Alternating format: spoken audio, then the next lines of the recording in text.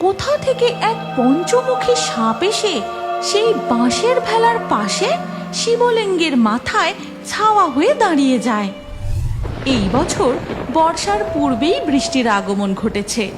বেশ কয়েকদিন ধরে এক নাগাড়ে বৃষ্টি হয়েই চলেছে। মাঠে ঘাটে চারিদিকে জল জমতে শুরু করেছে। এবারে চাষিদের মনে বেশ আনন্দ দেখা যাচ্ছে।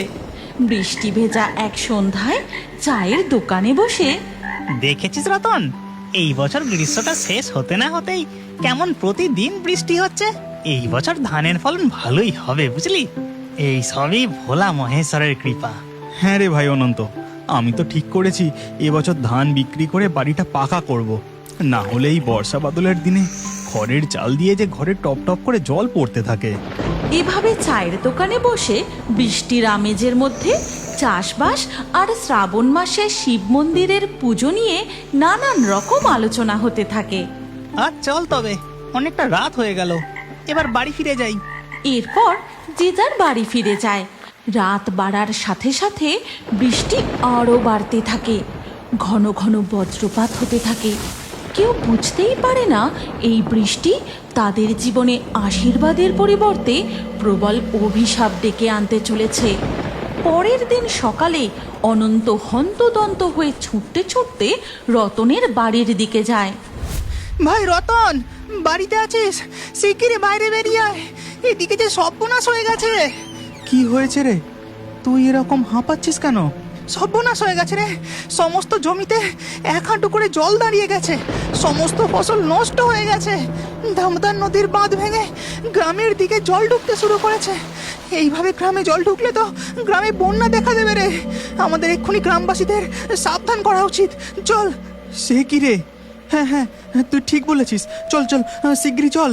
এরপর তারা ঘুরে ঘুরে গ্রামের সকলকে সাবধান করতে থাকে এবং গ্রামের সকলে মিলে এক জায়গায় জমায়েত হয়।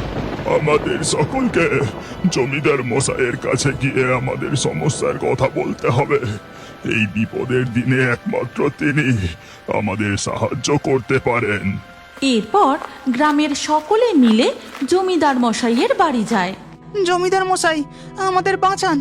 এই একটানা প্রবল ঝড় বৃষ্টিতে নদীর জল উপচে নদীর বাঁধ ভেঙে গ্রামে ঢুকছে। কিছুক্ষণের মধ্যেই গ্রামে বন্যা দেখা দেবে।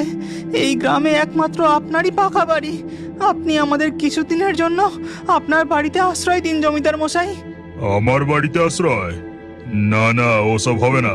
আর কিছুদিনের মধ্যেই আমার বাড়িতে বড় করে ভোলে মহেশ্বরের পুজো করব।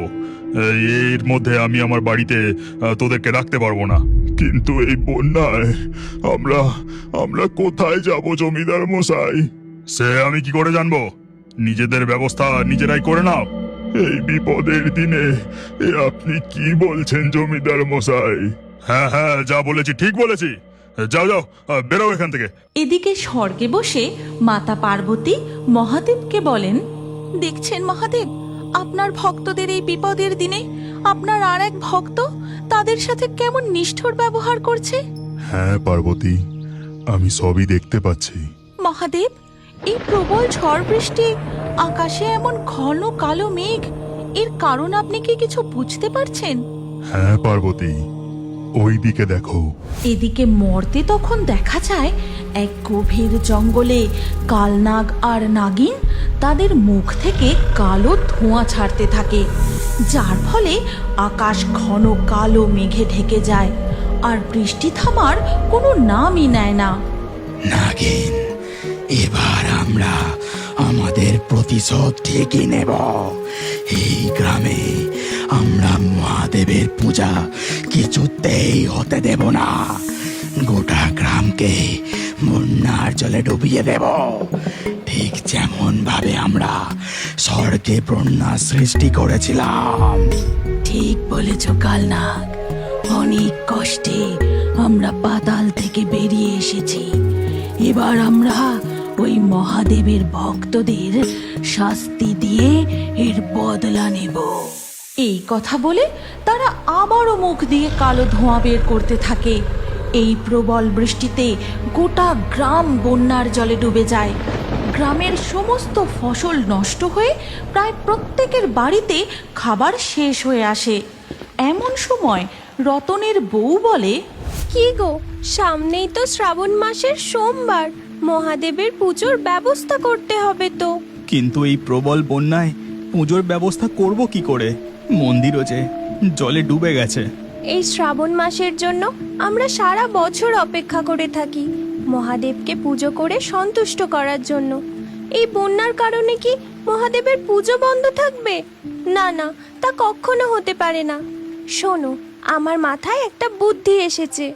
এই গল্পের পরবর্তী পর্ব যদি তোমরা দেখতে চাও তাহলে কমেন্টে নেক্সট পার্ট অবশ্যই লেখো।